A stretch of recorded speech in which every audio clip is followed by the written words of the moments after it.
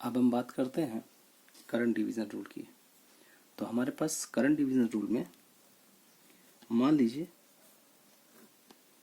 हमारे पास दो parallel resistances लगे हैं।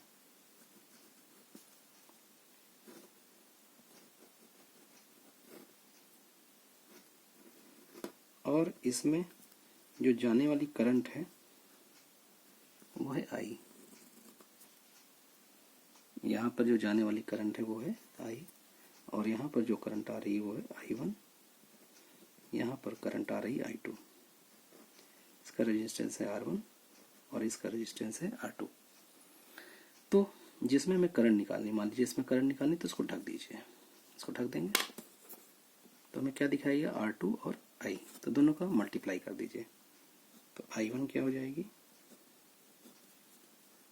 I इंटू R2, दोनों का जोड़ कर दीजिए। अब हमें इसमें निकालनी करंट, तो इसको ढक दीजिए। तो क्या दिखेगा, R1 दिखेगा।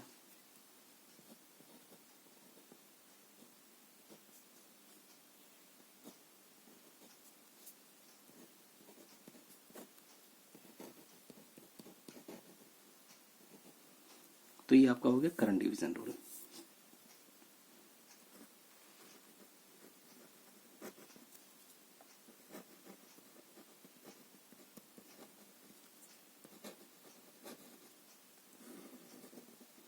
अब एग्जाम्पल ले लेते हैं।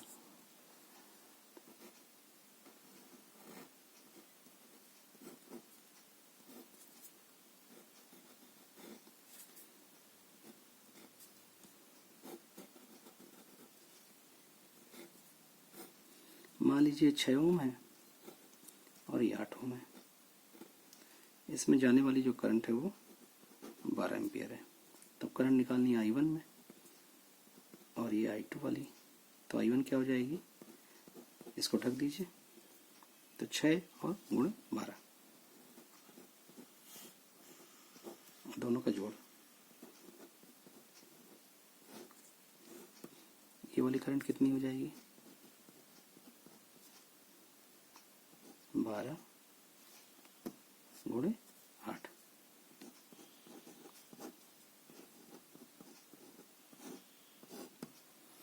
अब मान लीजिए हमारे पास में 2 से ज़्यादा रेजिस्टेंस है, तब क्या करेंगे।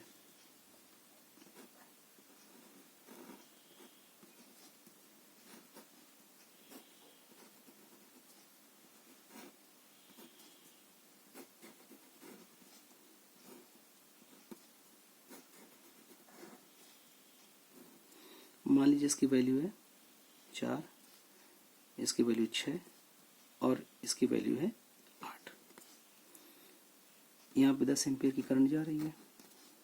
अब क्या करिए, मान लीजिए इसमें करंट है I1। अब देखिए हमें 2 में निकालना होता है। तो अगर हम यहाँ पे I2 करंट माने तो I2 2 भागों में जाएगी। इसका नाम दे दीजिए IX, इसका नाम दे दीजिए IY। तो सबसे पहले इन दोनों को सॉल्व कर लीजिए। तो दोनों किस में है, पैरेलल में है।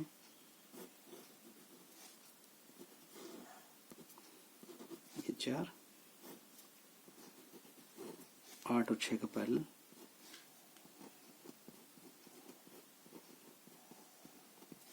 इसमें कौन सी करंट जाएगी, इन दोनों में I2। इसमें कौन सी जा रही थी, I1। ये है 10। अब I1 निकाल लीजिए, I2 निकाल लीजिए। तो जो I1 है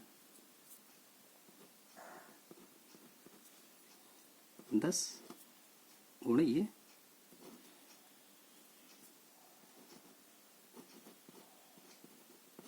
इसकी वैल्यू हो जाएगी, इसमें मल्टीप्लाई हो दोनों का सम।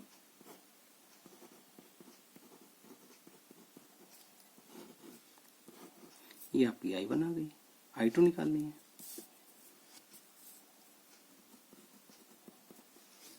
तो जिसको निकालना उसको ढक देते हैं। इसको ढक दीजिए तो कितना हो जाएगा, ढका इन दोनों को, और दोनों के सम से सम इतना हो गया।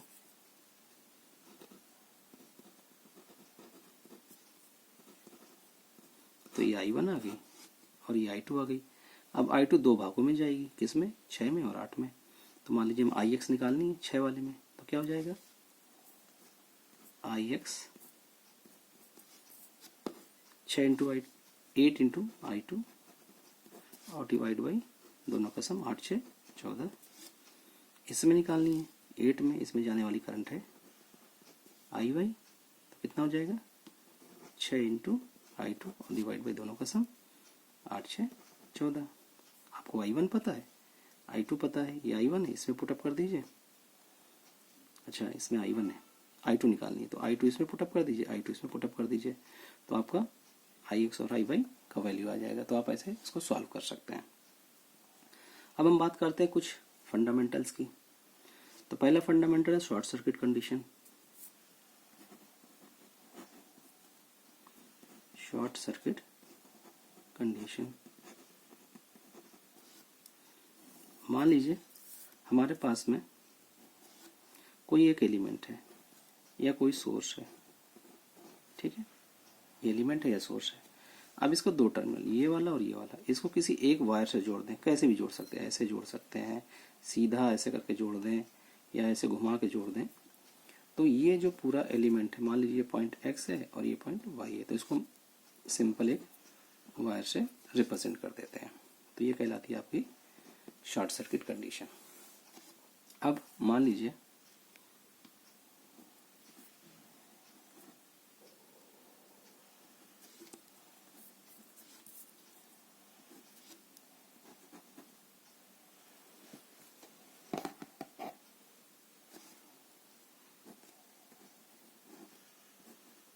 ठीक है, और हमने यहाँ पे इसको शॉर्ट कर दिया। तो देखिए ये एलिमेंट हो गए, इसको XY दे दीजिए।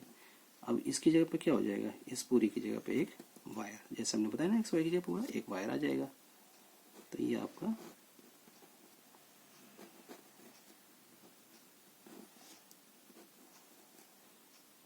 ऐसे आ जाएगा। इसकी जगह पे वायर, तो X को X कह दीजिए, इसको Y कह दीजिए, इसकी वैल्यू कुछ भी लिख लीजिए, 2 4 6 मान लीजिए, तो 2 ये हो गया, 4 हो गया। अब देखिए इसके दोनों टर्मिनल फिर एक वायर से जुड़े हैं, तो यहाँ पे फिर से वही दोनों टर्मिनल एक वायर से जुड़े हैं, तो क्या हो जाएगा, एक वायर लग जाएगा। पहले ये बना था, अब ये बन जाएगा।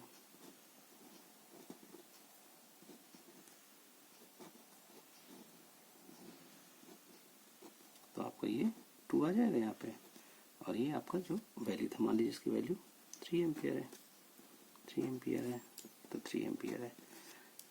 ये शॉर्ट हुआ, ये हट जाएगा, वायर लग जाएगा, ये शॉर्ट हुआ, ये वायर लग जाएगा। अब हम बात करते हैं कि अगर हमारे पास कोई भी रेजिस्टेंस है, तो रेजिस्टेंस को जनरली हम दो तरीके से जोड़ते हैं। पहला सीरीज,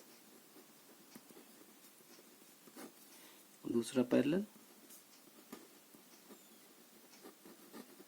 तो सीरीज और पैरेलल में ध्यान रखने वाली बात यह कि इसमें कितने टर्मिनल्स होते हैं, हमेशा 2 टर्मिनल।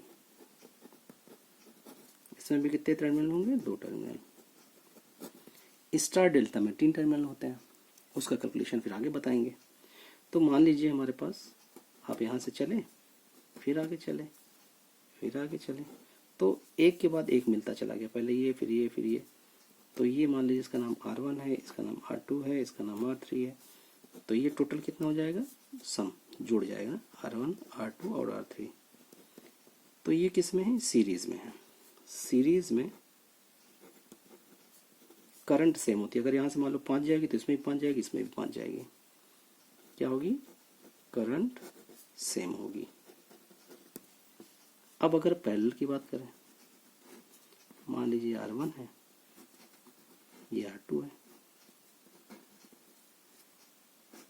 दोनों पैरेलल हैं, तो इसको कैसे निकालते हैं, 1/R टोटल जोड़ 1/R1 प्लस 1/R2। इसको सॉल्व करते हैं तब क्या आ जाता है, R is equal to R1 R2 divide by R1 plus R2।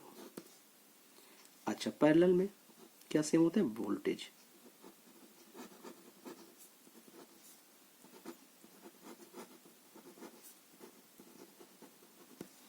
अब कुछ सर्किट सॉल्व कर लेते हैं। मान लीजिए हमारे पास कोई सर्किट है,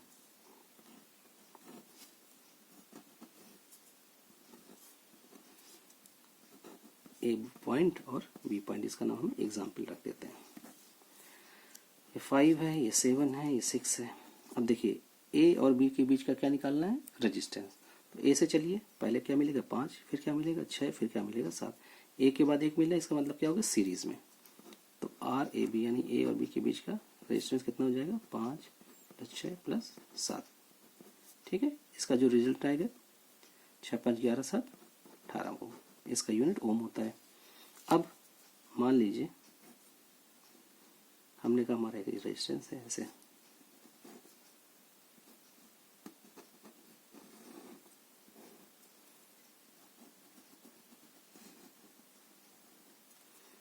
ये 8, ये 5 और ये 3 ओम। तो देखिए ए पॉइंट बी पॉइंट, ए से चलिए तो यहाँ से चलिए, सबसे पहले 3 मिलेगा। अब 3 को 2 रास्ते मिले, एक रास्ता इधर, एक रास्ता इधर। अब देखिए इस रास्ते पे चले और इस रास्ते पे चले, दोनों के ये वाले पॉइंट कॉमन है। 8 का ये वाला पॉइंट यहाँ पे, 5 का ये वाला पॉइंट यहाँ पे मिल रहा है, यानी कि 5 यहाँ पे और 8 यहाँ पे एक साथ मिल रहे हैं। 5 यहाँ पे, 8 यहाँ पे, यहाँ मिल रहे हैं। तो दोनों किस में होगा, ये और ये पैरेलल। तो ये दोनों पैरेलल और उसके साथ ये सीरीज में हो जाएगा। ठीक है, तो आर ए बी क्या हो जाएगा, 3 सीरीज में और 5 और 8 पैरेलल में। तो ये इसकी टोटल वैल्यू हो जाएगी इतने ओम। अब मान लीजिए हमारे पास कोई सर्किट है,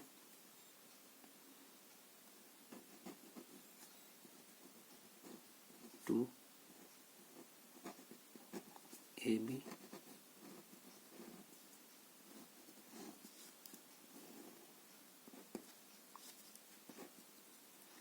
छः 2 7 3। अब देखिए यहाँ से चलेंगे तो 7 और 9 पैरेलल में, 6 3 9 पैरेलल में। तो ये 9 और ये 9 पैरेलल में, 2 9, ये ए और बी। तो ये 9 और ये 9 किस में हो गए, पैरेलल में। इधर से चले तो 9 और 9 पैरेलल कितना हो जाएगा, और उसके साथ 2 सीरीज। तो 2 सीरीज 9 × 9 डिवाइड बाई 9 + 9, ये हो जाएगा इसका सॉल्यूशन। अब हम बात करते हैं दूसरे क्वेश्चन। मान लीजिए हमारे पास कोई सर्किट ऐसे बना है,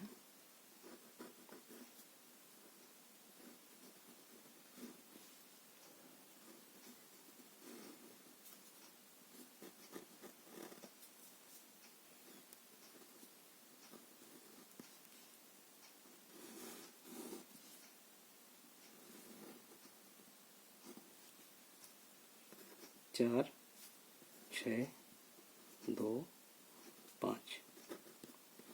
कभी कभी स्टूडेंट गलती क्या करते हैं, इसको मान लेते हैं कि आपका व्हीटस्टोन ब्रिज है। तो व्हीटस्टोन ब्रिज के लिए इन दोनों का मल्टीप्लाई और इन दोनों का मल्टीप्लाई दोनों बराबर होना चाहिए, यानी इसका इसका, यानी इधर के हिसाब से 20 हो गया, इधर कितना आ रहा है 12 हो गया। तो इधर भी अगर 20 आता तब व्हीटस्टोन ब्रिज होता है ना। तो ये व्हीटस्टोन ब्रिज तो नहीं बता रहे हैं, एक नॉर्मल सर्किट है, इसमें निकालना रेजिस्टेंस। तो देखिए इन दोनों के बीच में रेजिस्टेंस निकालना है। मान लीजिए यहाँ से चले तो यहाँ रास्ता मिला, फिर ये देखिए एक वायर है, ये एज ए शॉर्ट सर्किट है। तो अगर ये वायर है यहाँ पे, इसको तो हम डायरेक्टली भी बना सकते हैं।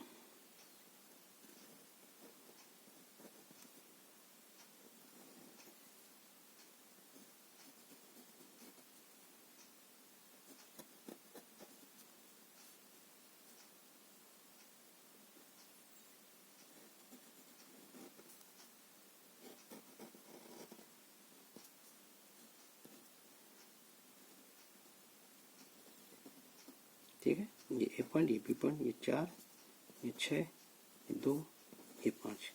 अब इसको ऊपर कर दीजिए,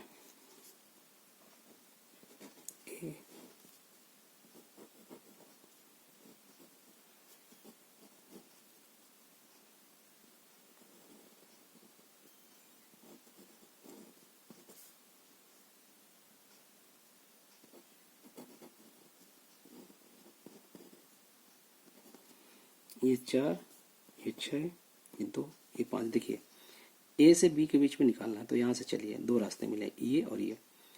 4 का पहला पॉइंट यहाँ पे मिला है, 6 का पहला पॉइंट ये, यानी दोनों यहाँ पे कॉमन है। 4 का दूसरा पॉइंट यहाँ मिला है, 6 का दूसरा पॉइंट यहाँ मिला है, यानी दोनों कॉमन, क्योंकि एक वायर है, वायर का रेजिस्टेंस तो होगा नहीं, तो ये दोनों किस में होंगे, पैरेलल में। ऐसे क्या हो जाएगा, 2 और 5 के पहले पॉइंट यहाँ है और इनके दूसरे पॉइंट यहाँ है, तो ये दोनों किस में होंगे, पैरेलल में। तो इसको हम बनाएंगे कैसे, पैरेलल में बनाएंगे, तो बना देते हैं।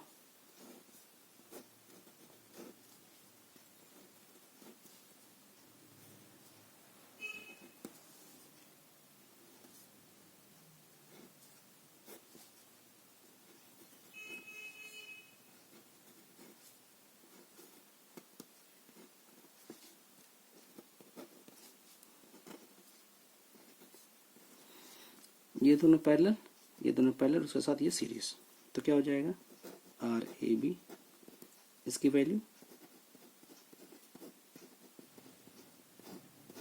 प्लस ये इसका पैरेलल,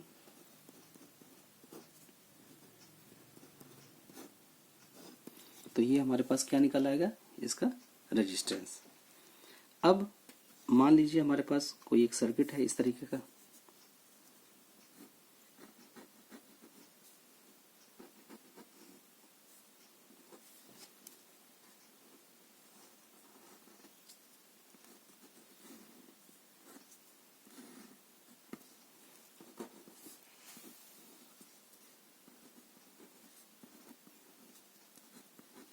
तो देखिए यहाँ से चलेंगे, इधर आएंगे, दो रास्ते मिलेंगे, एक इधर एक इधर, तो ये और ये, इसके पहला पॉइंट यहाँ पे, इसका पहला पॉइंट यहाँ पे कॉमन है, इसका दूसरा पॉइंट यहाँ पे, इसका दूसरा पॉइंट यहाँ पे, या कह लीजिए यहाँ पे, इधर और इधर, तो क्या होगा, ये दोनों पैरेलल और इसके साथ ये सीरीज, तो क्या हो जाएगा,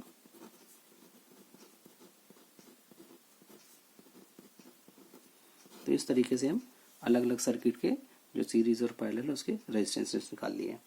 तो ये बताने का उद्देश्य ये है कि आगे जब हम लोग थ्योरम्स करेंगे तो इस तरीके के RTH और RL निकालने पड़ते हैं, तो उसमें ये आपकी हेल्प करेगा।